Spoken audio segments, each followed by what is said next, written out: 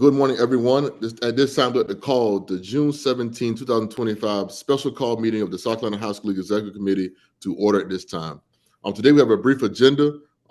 Today, we only have one action item on the agenda today, and that's going to be the proviso interpretation.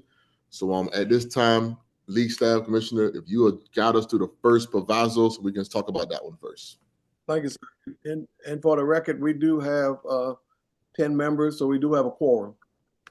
Yes, sir. Okay. So there are three provisos that have been written in the State Department of Education budget. With the provisos, there's three that affects the South Carolina High School League, and so that we can be in compliance with the provisos, just want to go over the wording that we currently have in our bylaws, that we may have to entertain some editing. We can't change the intent, but may change some editing where the wording looks just a little bit different so that it does comply with the bylaws. So we sent this out to you earlier. The first one we were looking at is the one that speaks in terms of cancellation and forfeiture of contests. And the proviso actually speaks to it, says that those contests that are mandatory or those scheduled contests that are canceled, there's some type of penalty for the school that didn't do it. One of the things that we do have in there, that if the two schools agree to what the penalty ought to be, and then that should satisfy it. But if the two schools don't agree, meaning they don't have a contract spelling it out, then the league's bylaw will kick in place to address that. Currently, what it says, that the uniform system applicable to all member schools at the varsity, sub-varsity, and junior varsity and middle school levels, establishing fines for cancellation of a scheduled contest, regardless of the contest, if the contest is in or out of the region, including member schools refusing to schedule mandatory region contests with another member school within the same region. At a minimum, the school canceling the scheduled contest must be fined an amount equal to the costs incurred for officials, tickets, and concession, or $1,000, whichever is greater. If the contest is rescheduled or canceled for a documented health or safety reason, the school shall not be fined. Well, the bylaws that was passed back in March at the Legislative Assembly addresses that proviso with a few exceptions. This bylaw, with few exceptions, places the league in compliance with the proviso. Mandatory contests are those that are in region varsity contests, which means that if you're in the region with another school in that region at the varsity level, you are required to play them. And or any level, varsity or sub-varsity contest that is agreed upon to be placed on a schedule of competing schools, which means if you're not in a region, varsity or sub-varsity, and you've got them on a schedule, that counts the same as having a contract. That comes the same as being a mandatory contest that you have to play.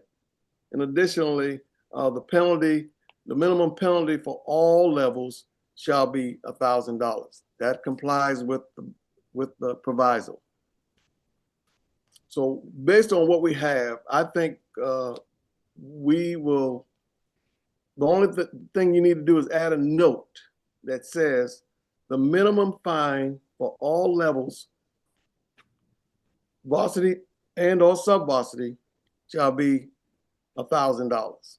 Because currently what we have says sub-varsity contracts shall not exceed half the varsity contest monetary consideration for cancellation of a scheduled contest, which means at the sub-varsity level, we did half of what it would be for varsity level. Because varsity level, it ranges from, and you've got it in front of you, can't exceed $5,000 for football, $2,000 for basketball, $1,000 for any other varsity sport. So what it does with the sub-varsity in all of their sports, half would be, the minimum would be $1,000. I entertain any questions on it. Again, I think if we add the note, it kind of addresses what the proviso has in place. Commissioner, Mr. Chair, if I could ask one question. Yes, sir, go ahead. That penalty does not go to the opposing school. It goes to the league. Is that correct? That right. Fine. it was agreed upon last year, unless y'all do something differently, is that well, we're responsible for collecting the fine, but part of it is to help to make the other school whole. So you disperse it to the other school then? Yes. I believe that was their intent when they wrote it. Commissioner. Yes, sir. Another couple questions. So if a contract, for example, a football contract for varsity football, if it has it there with the JV already on there, then they would have to abide by this. It would be considered a scheduled Yes. thing. Okay. Now, Yes. but if regions have met and have not done JV or middle school level schedules, then they would not be held to that. Is that correct, without contracts? By an interpretation, the only mandatory region contests are those that are played at the varsity level. Unless you put them on the schedule, then it becomes mandatory. Well, I know just from past experiences, I think a lot do tie in their JV football contests sometimes with their varsity on their varsity contract. Some do, some don't. Some don't do it at all for sub varsity. So if you're not doing that, in lieu of that, it would be highly suggested that in your region meetings that a schedule would be made to include or not to include to play for like your sub varsity matches or contests. Yeah, I think it makes sense. I think the intent of it is that those, especially those contests that are local at the sub-varsity level in the region, that they probably should schedule each other, especially if they're close to each other. But I think there's some understanding that if there's a long distance to travel, and you realize in some of our rural areas, I mean, every contest in the region could be 50 miles plus. It'd be a struggle to ask them to have sub-varsity play, which play on school nights, to come up there and have a contest and be able to get back and be able to attend school the very next day. So what most regions have decided is those that are close by, absolutely. Those that are of a challenge, unless we can schedule it on a Saturday or a Friday or something where there's no school the next day, they try to refrain from that. But if they do put it on there, and they said this includes varsity and sub-varsity, then it is the same as having it on your schedule. Okay.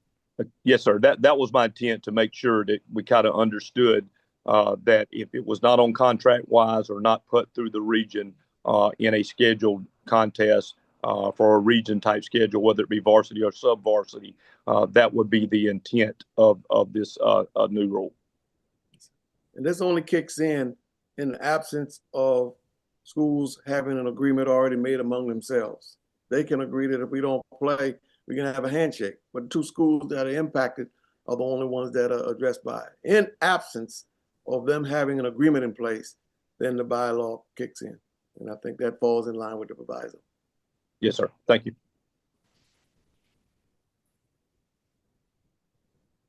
All right. Any other questions? Any other discussion? Dr. Langford, go ahead, sir. Just to clarify, to make sure, when we say sub-varsity, we had a robust debate around the middle schools and where do they fall into this whole equation? Yeah, all those are sub-varsity. Yeah. Mr. Padilla, then Mr. Harris. Yeah, just curious. I mean, Commissioner, I'm clear on the nice thing about the contract is that the contract is clear, right? Is that if it's a contract, it's clean. That's correct. I'm still a little bit fuzzy on where the schedule, what qualifies as a scheduled contract, rather a scheduled meeting. Is there a single, it might be helpful to have and there may be, and this could be my ignorance, a single, whether by region or whatever, agreed upon clearinghouse to say this is a scheduled meeting. Like I said, the contract stuff isn't the problem. To me, the fuzziness is, as we've said a couple of times here, sometimes we just assume that, or not assume, but often JV sub-varsity games are tacked on or attached with that. Does the league use a single source to determine what counts as a scheduled contest at any and all levels? Basically, of course, the region ones are easy because you have to schedule each other. Absolutely. Those that are not within the region, is a moving target. Sometimes they may have contests, they may be adding contests later and the likes. We just have a maximum number. We've never gotten involved with sub-varsity scheduled contests. That's totally left. That's more of a local level. But because of the proviso, we now saying that if you got it on the schedule, if you and I agree that we're going to play each other, and we reduce it to writing, that counts as a contract. And now, if in the event one of us don't play each other, if we can't settle it among ourselves, and it's not reduced to writing, what the penalty is, then the league provides, the league bylaw kicks in to determine that for them.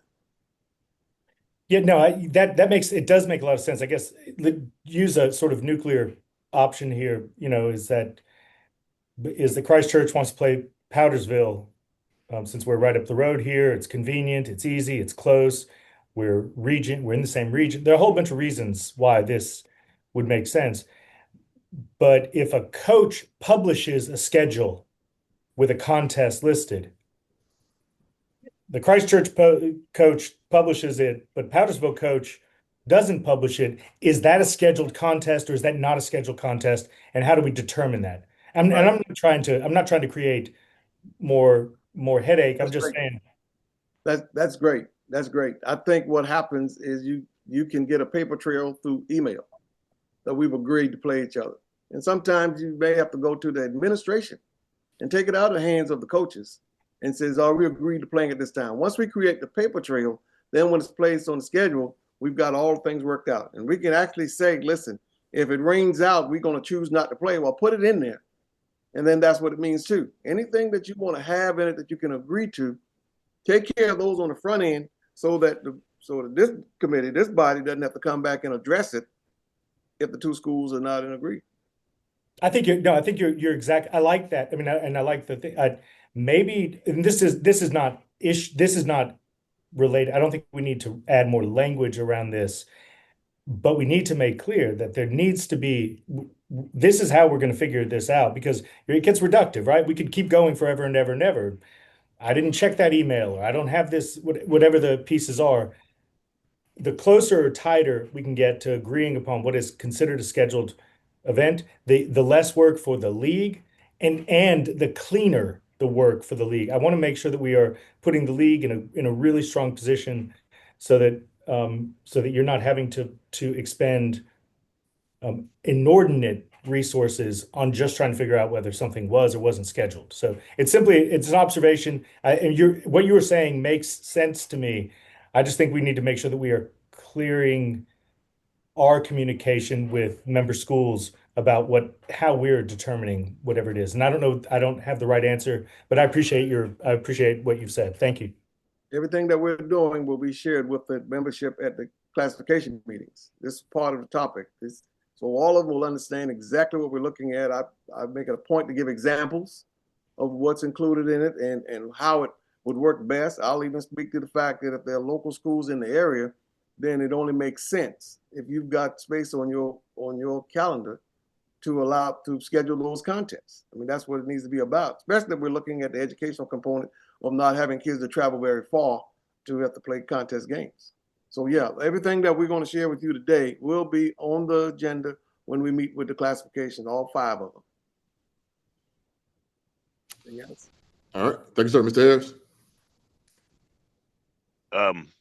I'm proud to say me and Dr. Padilla were kind of thinking alike there when it comes to the definition of a scheduled non-region game, and wondering if we need to perhaps thinking about putting parameters on what's considered a scheduled game, maybe a timeline where it's not going to be able to be changed without the agreement of both schools within like a 30-day period.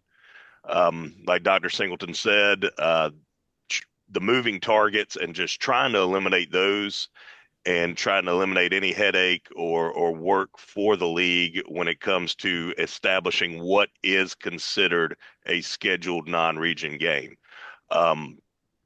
Just a question to the group, should we consider putting a time parameter, a time window on that when, both schools, they establish that they are going to play each other, that within that 30-day period, they're not allowed to change that once it gets 30 days until the contest.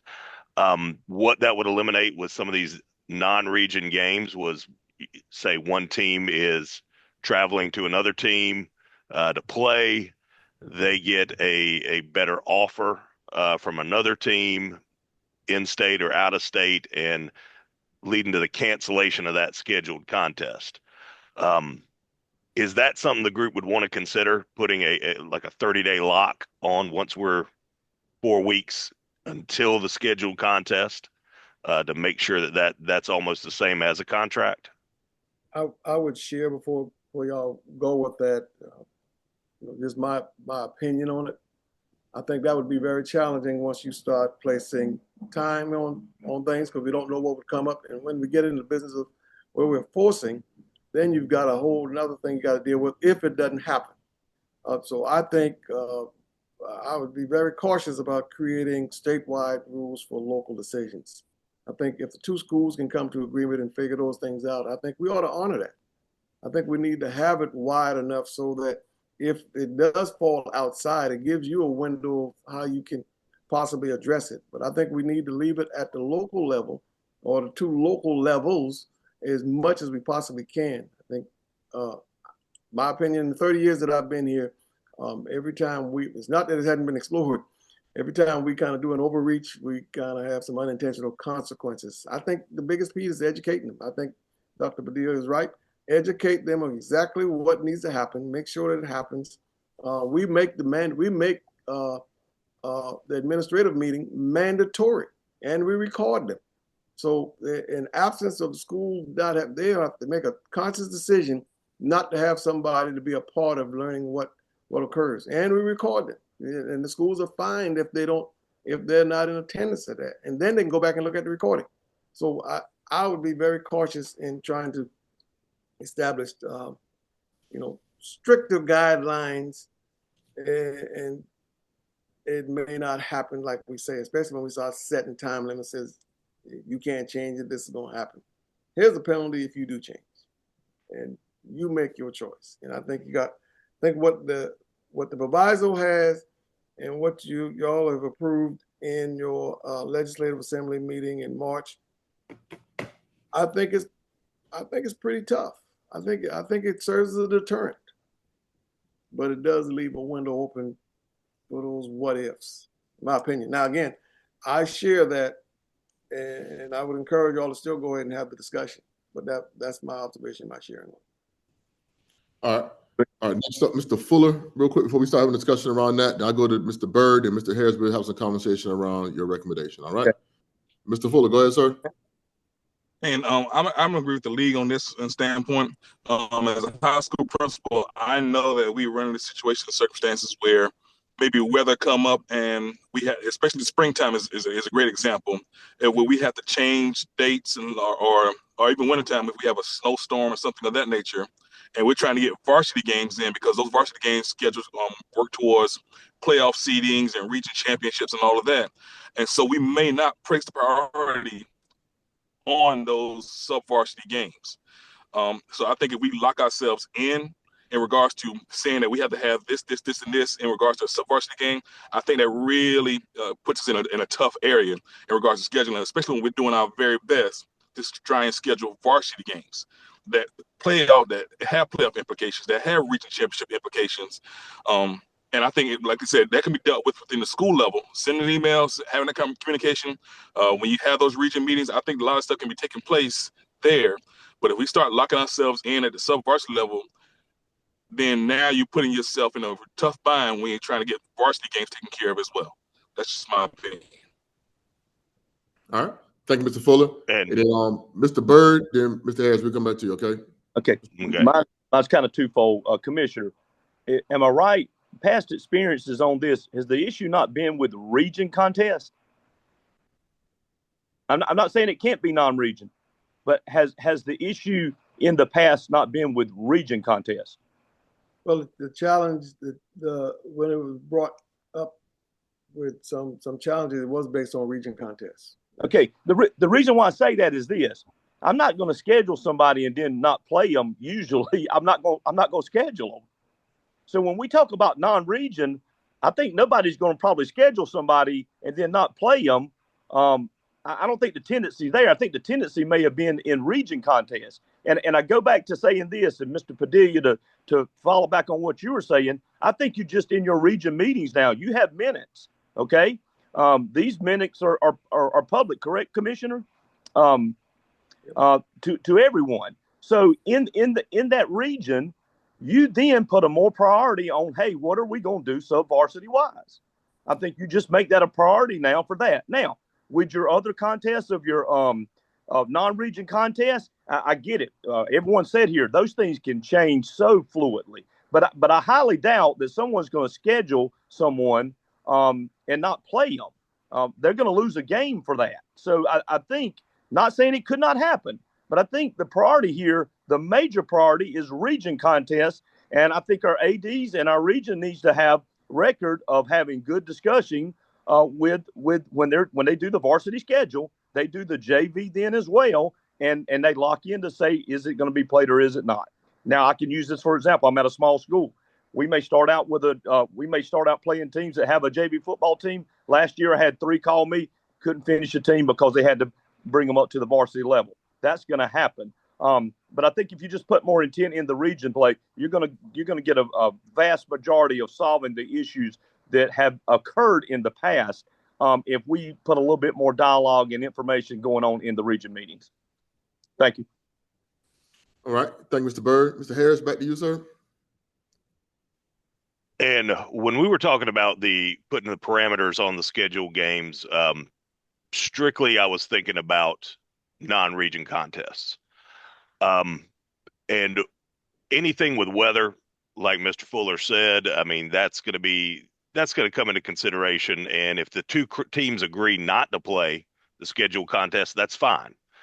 What my worry is teams that do schedule someone and then the schedule moving around at the last moment, these non-region contests. And I understand, like Mr. Byrd said, if you're going to schedule a team, you're going to play them or you're going to try your best. But some of these larger teams, and the more the landscape starts to change, you'll see, I'm starting to see it in our area, games getting canceled or teams getting dropped. They have a scheduled contest and they get a better offer to go and play a larger school or something that may bring in more gate, bring in more fans traveling to the stadium. That's my concern, is some of the schools that are scheduled are going to be missing out or have to scramble to find a makeup contest for those games. If they're, if somebody's got a 30-day guardrail, 45 days out, you can say, hey, we've had a better offer. Let's agree to cancel this contest. But I just don't want to see any school get in the position where they're looking for the contest and it doesn't get played just for monetary or other reasons. So the thing you'd have to take in consideration, are you going to change the penalty? Because if you're just going to exercise the penalty when it comes, that's already addressed. If you put those dates in there and they violate it, they're still the same as if they did it one day before or 3 months before. Unless you're going to change the penalty and address those differently, then it's already basically addressed based on what you currently have. We can discourage those things, but if we're saying that if you do, we're going to exercise the penalty, then the penalty is going to be applied regardless of timing or regardless of what happens. Now, unless we're looking at changing that, how you're going to penalize them, then it's already addressed.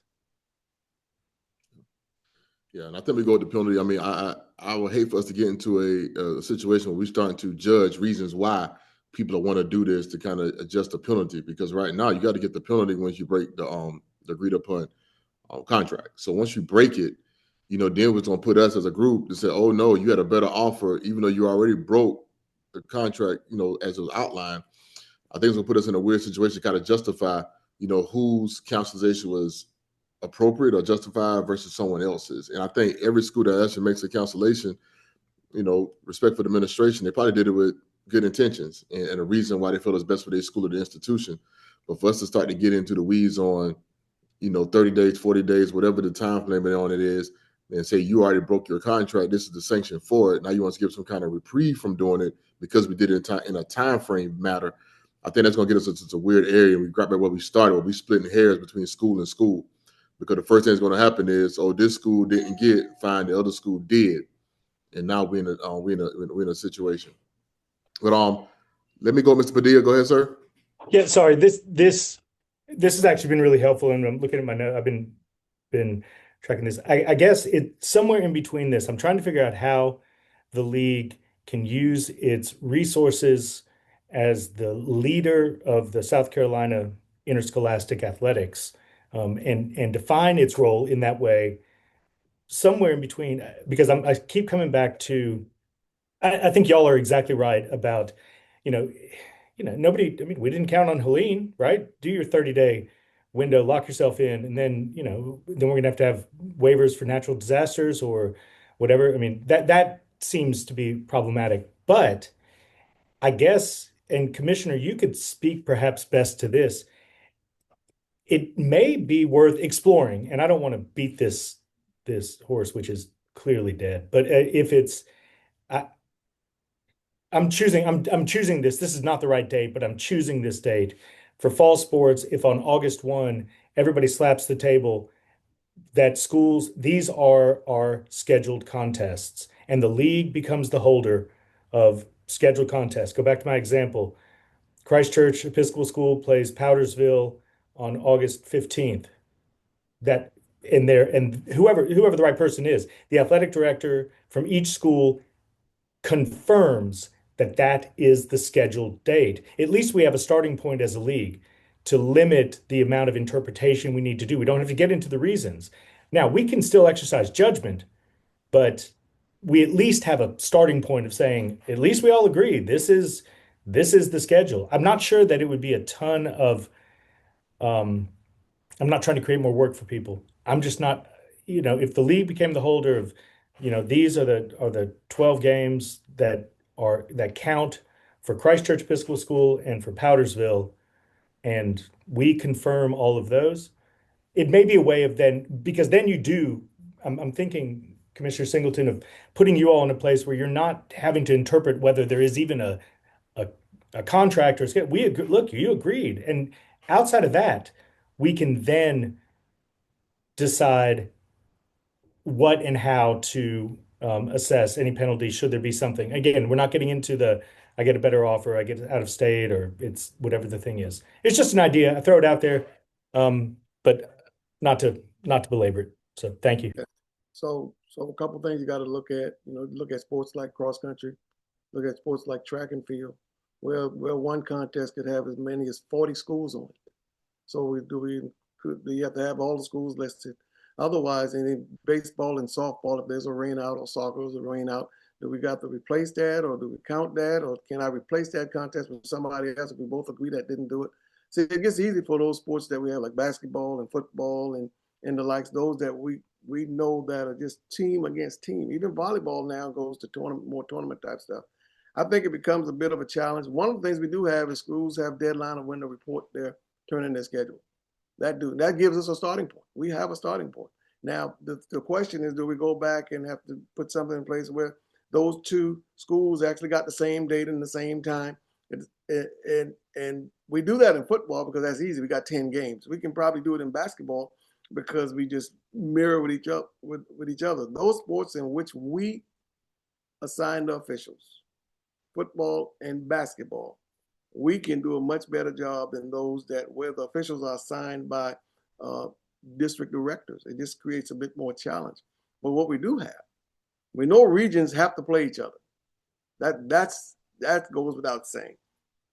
And if two schools put it on the schedule, and that's what we have is their schedule, we'll know well in advance. I mean, if I want to protect myself from Coach Bird, I'm going to send him an email. Says, all right, so we're good for Friday, right? And he's going to say, yeah, we're good. Well, that's a contract. We're there. And I think we can lock it in. I just think we need to stay away from trying to create statewide decisions statewide answers for local decisions. I think as much as we can allow that to occur at that level, I think the better. Over the years, that's been our experience.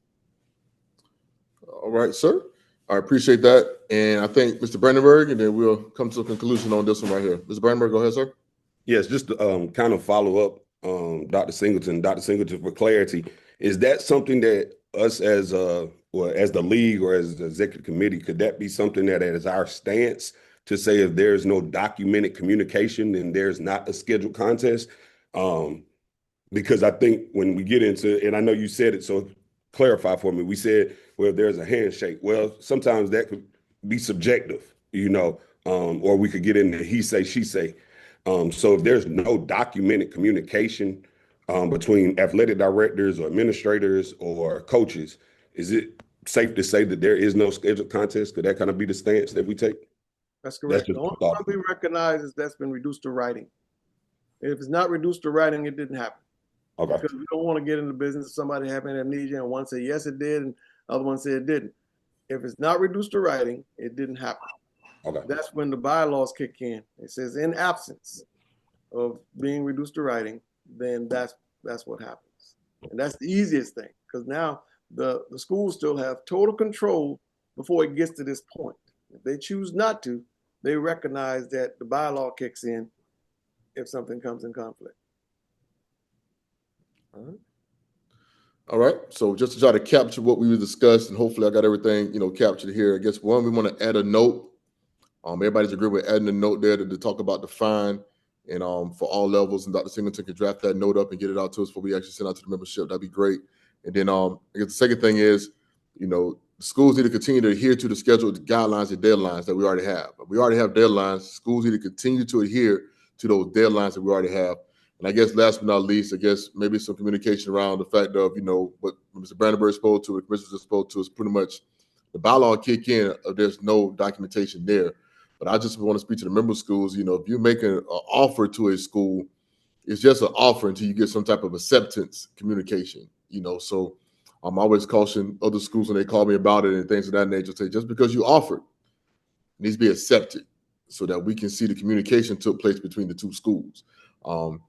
So without that being said, I think we kind of captured that. Any other discussion there, or Mr. Bird, anything? Go ahead.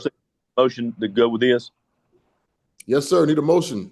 I got a motion. I don't know. Can Mr. Singleton ring what that out for everybody so we know exactly what it is?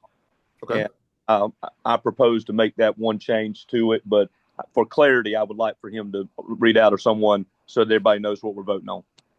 All right, that'll work. Dr. Singleton? Yeah, so basically what we're doing is adding a note to what's currently in our Article 4, Section 8, contracts for contests. And in this case, we interpret contract as schedule because schedule is listed in it. Member schools shall establish contracts for all scheduled contests. Forfeiture clauses for scheduled varsity contests must include monetary consideration not to exceed $10,000. Competing school with agreement may choose to waive forfeiture clause. In absence of a contract, the schools not agreeing to waive the clause, the league will determine the monetary consideration for cancellation of scheduled varsity contests not to exceed $5,000 for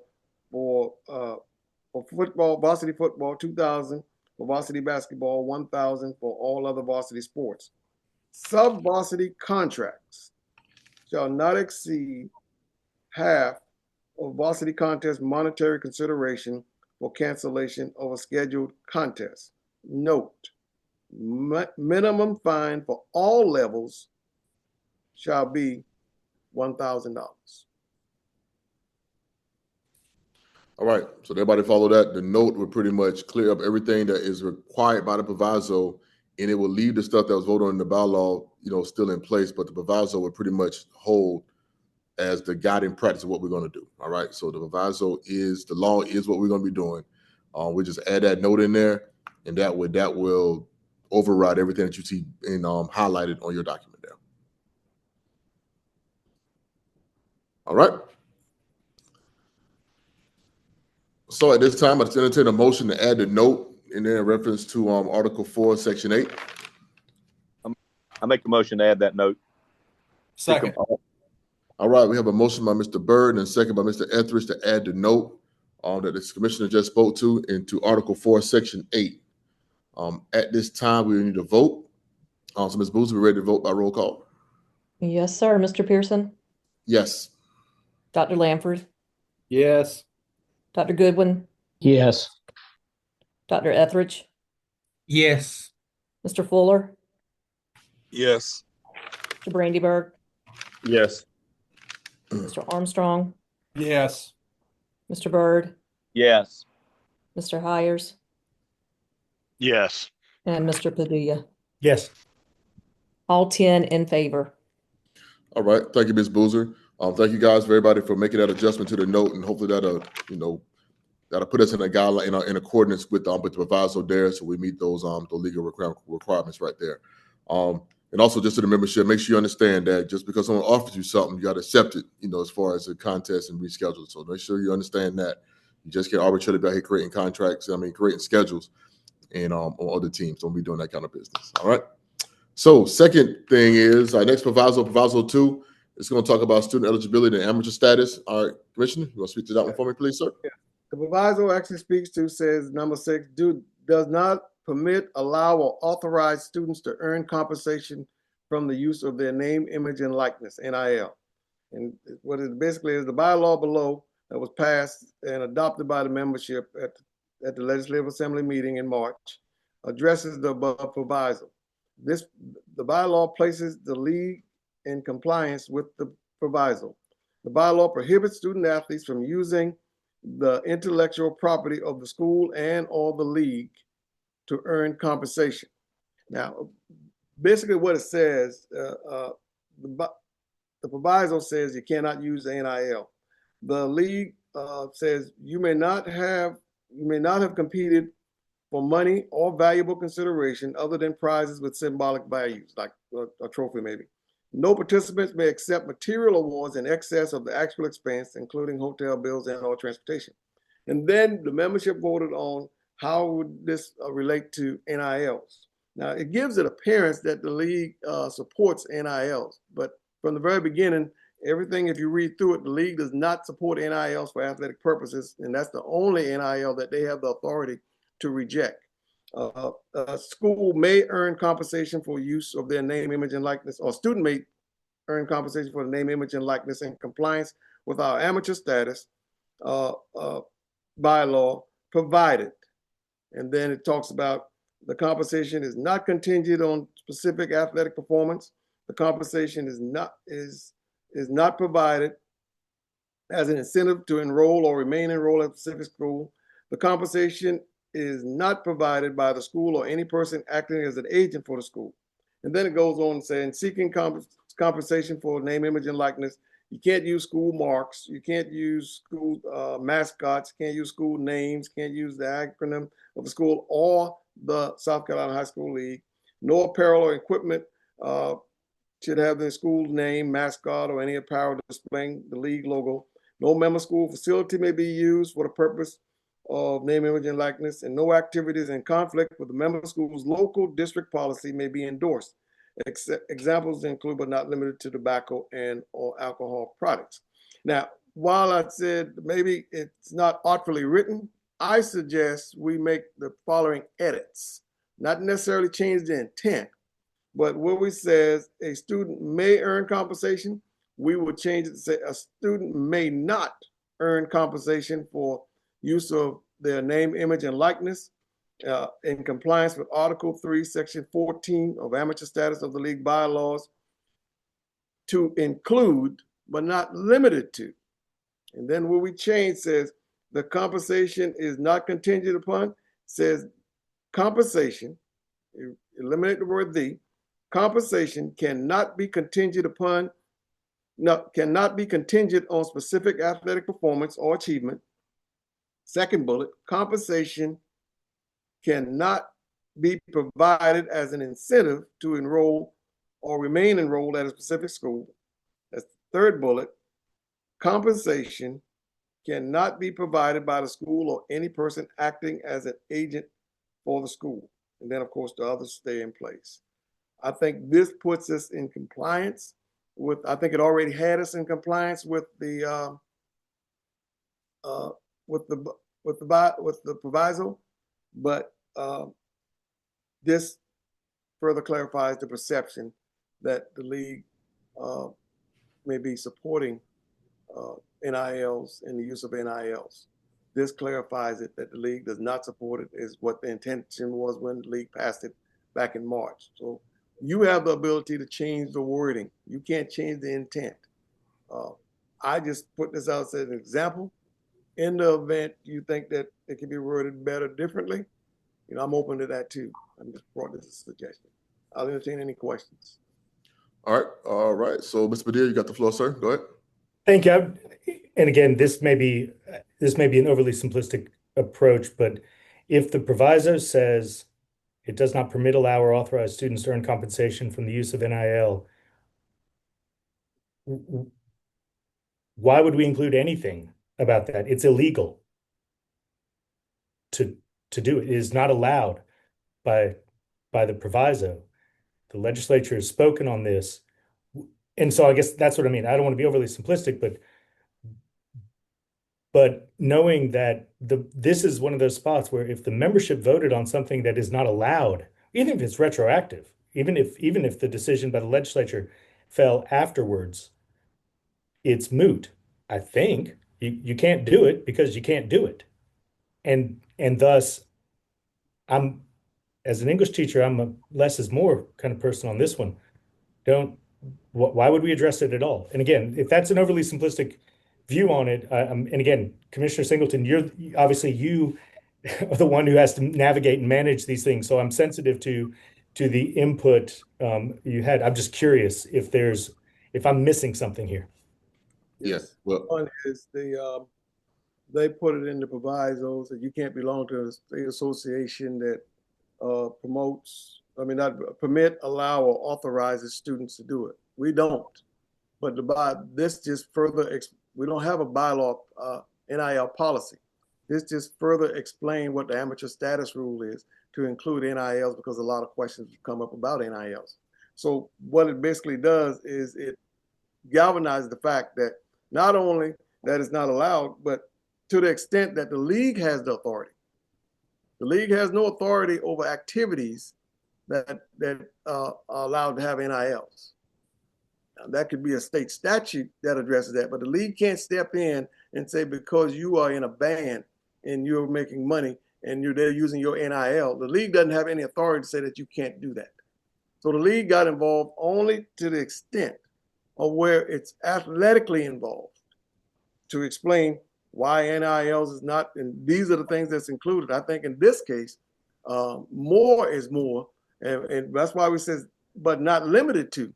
So I'm sure there are some things that we possibly missed that we probably needed to have in there also, but at least gives us a starting point.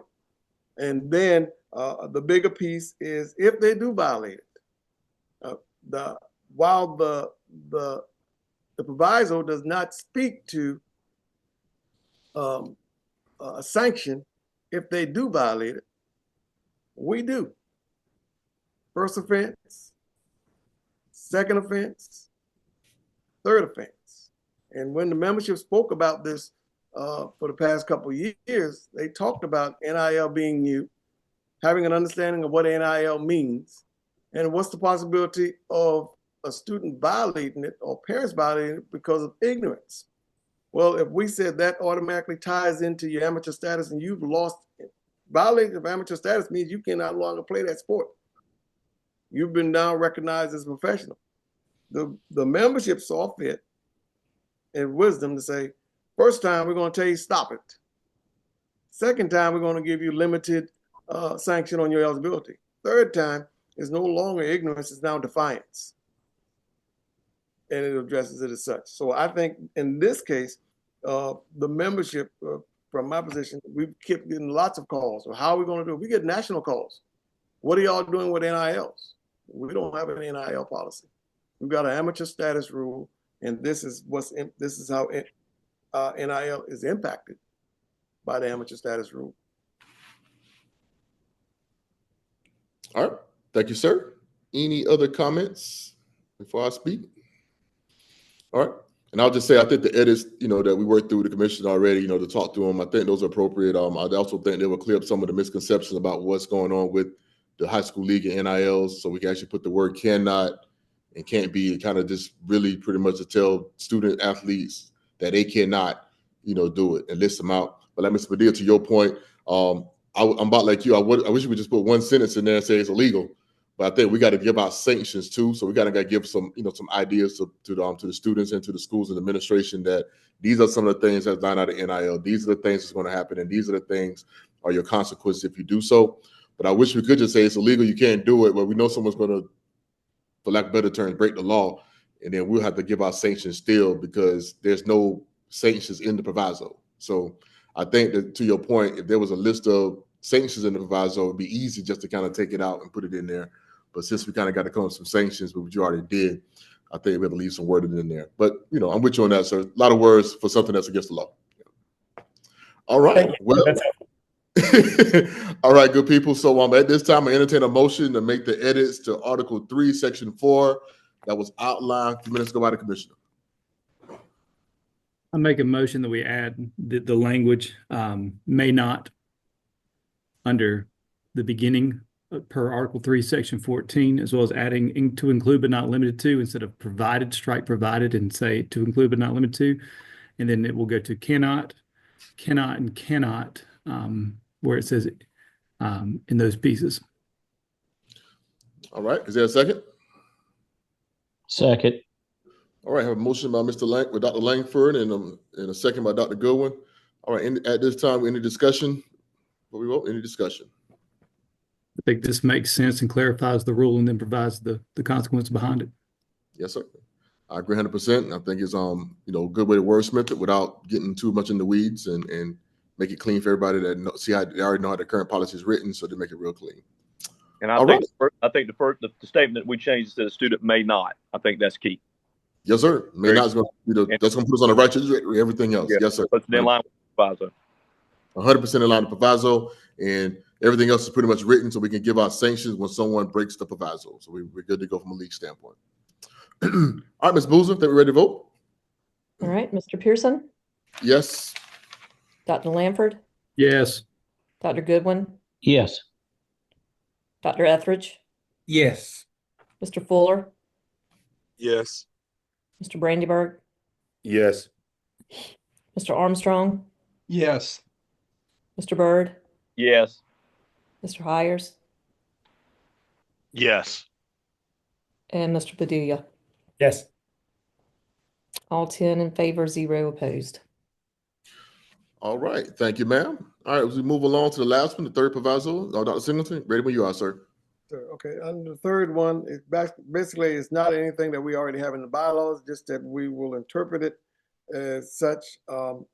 This one changes to where it allows students at a private school, if the sport is not offered at their school, that they can play it back at the school in the attendance zone of where they live. It would be tied very similar to what we have with our charter schools, but the only difference with the private schools is that the private school cannot be a member of the South Carolina High School League, but the South Carolina school, but not a member of the South Carolina High School League.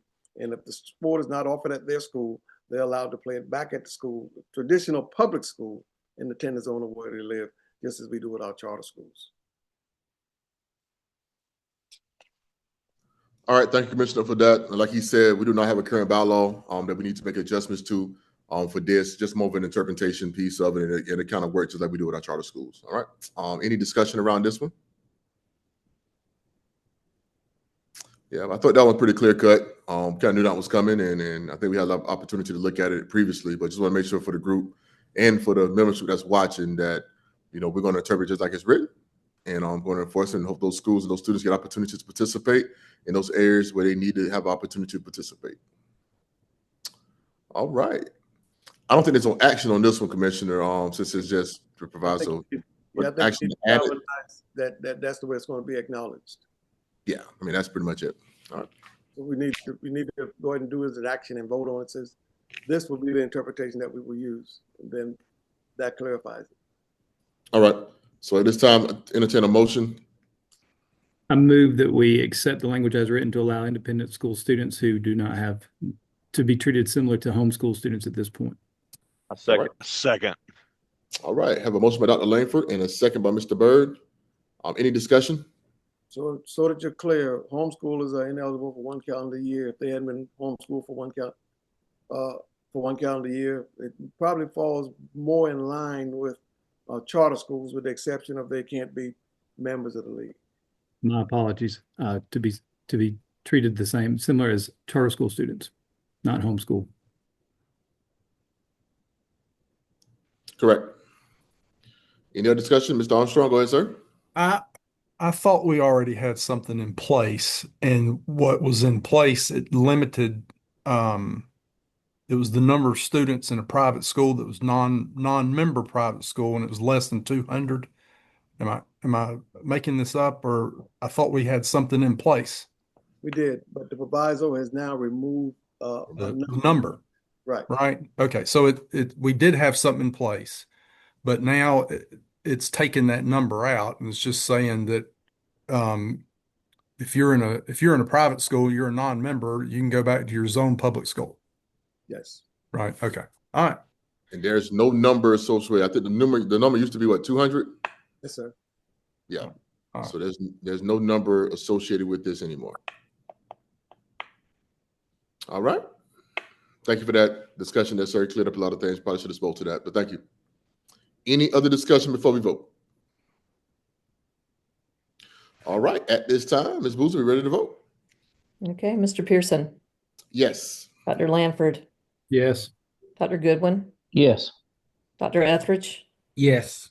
Mr. Fuller, Yes. Mr. Brandyberg, Yes. Mr. Armstrong, Yes. Mr. Byrd, Yes. Mr. Hires, Yes. and Mr. Padilla. Yes. All 10 in favor, 0 opposed. All right. Thank you, ma'am. Appreciate that. All right. So moving on through the agenda, those are all our action items today as far as the proviso. So hopefully everyone was able to get that. Everybody was able to hear what we discussed today. The league staff will be sending out communication to all member schools and to the public to kind of let you know where we landed today. It's a summarization of it. But nevertheless, let's move through the agenda. Other business at this time. Commissioner, you want to go ahead? Well, just wanted to share with you that at the last meeting, y'all had approved requesting that the Senate Education Committee and the House Education Committee submit or appoint or assign 2 individuals each to be a part of the executive committee. We have not heard anything back yet from them, but I think the rationale that you used was we're trying to get some perspectives that not necessarily tied to our schools, some other perspective of which we can look at some things as we work our way through. So a letter has been sent out, reaching out to the chairs, asking them if they would designate or assign legislators or designees to be a part of the league executive committee. As soon as we get those responses, I'll be sharing that with you. All right. Thank you, sir, for the update. Any questions for the commissioner on the update he just gave us on the other business? All right. Thank you, Commissioner, for getting that out so quickly and reaching out to those folks and just keep us abreast on what we learn as we move forward. All right, good people. At this time, that concludes the agenda. I would like to say I thank everybody for this special call meeting for today. Hopefully, this is my last meeting. It's a pleasure leading y'all through these troubled waters over the past year. But nevertheless, hopefully we'll have any more unreadiness over the next 2 weeks. Dr. Langford will be taking over July 1. So congratulations to him and his endeavors. I think y'all in good hands. But nevertheless, we want to thank everybody for joining us today for this special call meeting. At this time, I entertain a motion to adjourn. Motion to adjourn. Second. All right, have a motion to adjourn and have a second. So thank you guys, everybody, for joining us today. And I will take your vote by you signing off. Thank y'all and have a great day.